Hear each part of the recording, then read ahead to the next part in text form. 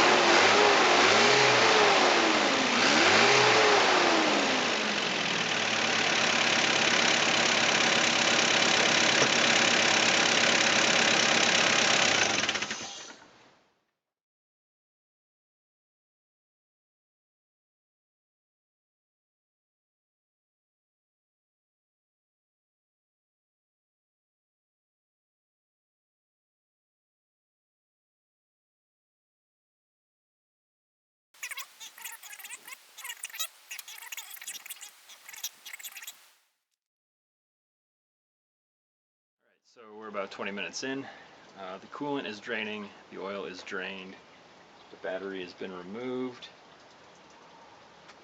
and maybe more importantly than anything, I've begun bagging and tagging everything, because I'm not supposed to get my engine for another couple weeks. So when I go to put this back together, my brain's going to be shot. So I just found something interesting. Started removing the wires on the starter. Let's see if I can get a good picture. Anyway, it's right back there. But I pushed it and it moved. It moved a lot. It might explain why. Actually, I'm surprised it was working at all. The sun's about to go down and I'm going to lose the light, and also I'm already tired of this project. But catch you up on where we are. The starter is out, the intake is out, upper radiator hose is out, lower radiator hose still draining coolant, slave cylinder disconnected, starter is out, I think I said that. And one thing of note, give you a better view on, is my intake is just filthy.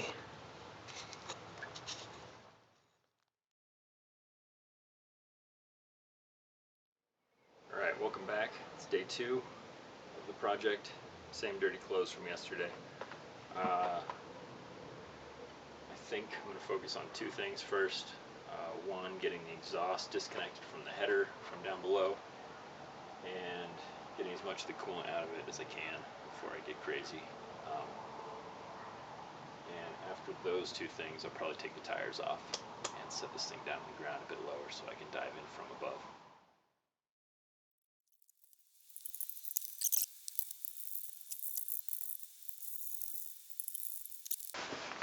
Now it'll come loose. Oh yeah. Well, good news. I'm already bleeding just a little bit. So hopefully that means that this project's going to go well.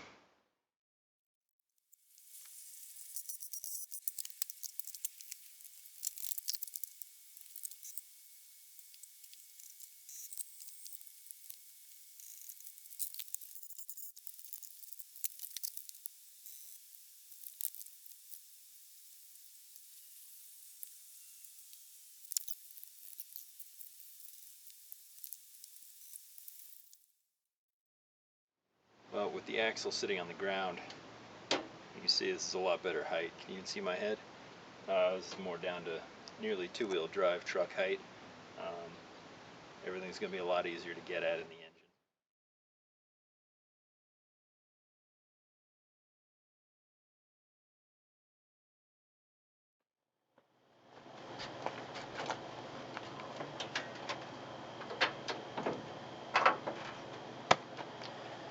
Well, welcome to day 3.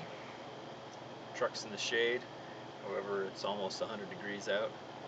So, yeah, there are other things I'd rather be doing. So I guess we were in the middle of pulling hoses. Vacuum hoses, coolant hoses. It just occurred to me, before you start undoing fuel lines, at least take the fuel cap off to relieve the pressure in the system. Obviously they won't release anything that the fuel pressure regulator is holding, but it will keep the tank from pushing fuel up to the front of the engine.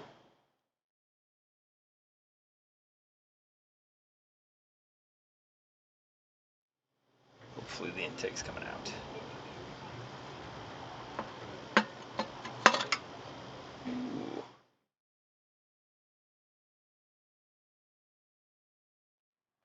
Alright, welcome to day 4 of the 22RE removal. Made good progress last night, got the whole intake off, and today I think I'll start with the EGR valve since it's the only thing left on the passenger side, and then dive into the radiator and all the accessories on the front and move around to the exhaust manifold on the side. We'll see how far we get. Alright, this should get interesting.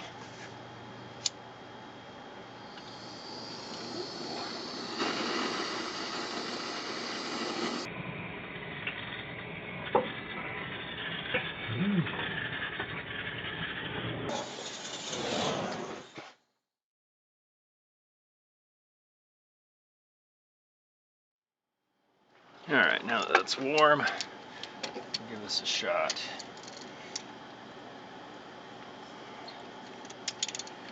See, it's moving, but ooh. No. She broke. Oh well.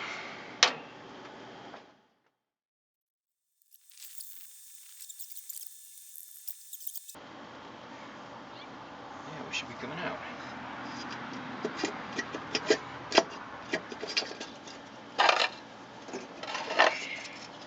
Piece of cake.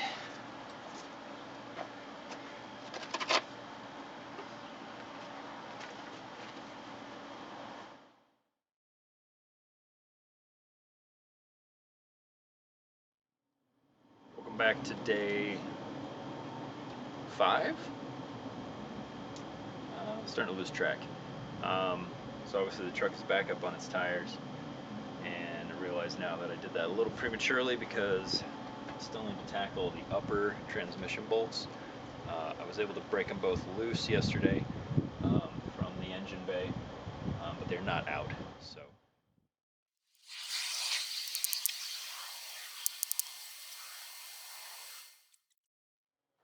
Alright, so I'm down to 1 bolt left in the bell housing.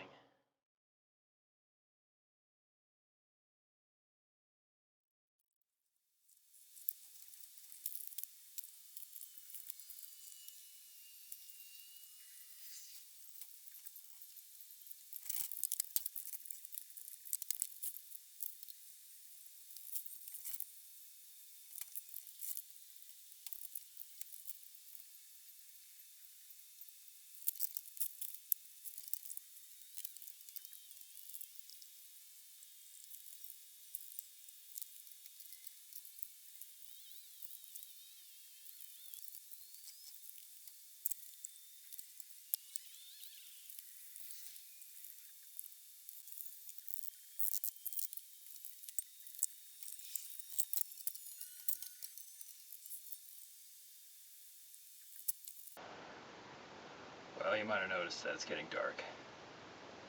So the engine is free and hanging in there, but I think I'll wait till the morning for the big reveal. I'd like to say we're halfway there, but I don't think we're halfway there.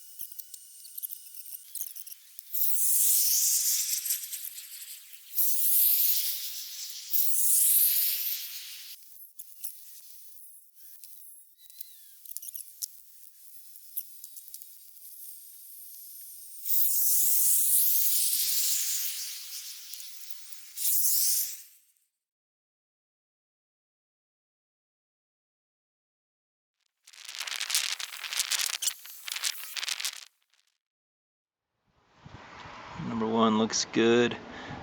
Still has at least one Toyota valve in it. Number 2's got a bit of carbon buildup, Toyota valve. 3, carbon buildup's a little worse. Looks like a Toyota intake valve, but a little hard to say. Number 4, say average carbon buildup. And, oh, you can see on the underside of the head, it ate a part of the ring and it hammered it into the bottom of the head there. So that took some pretty serious abuse. I wonder when that happened, because it was running a lot better last year than it did this year. I'll try to get in close on cylinder number 4. You see that ding up on the top? Right there. Yeah, this is just totally hammered. I can't believe it still had 85 psi. I mean, that's got to be 50 thousandths deep at least. Aside from that, the rest of cylinder number 4 looks pretty good.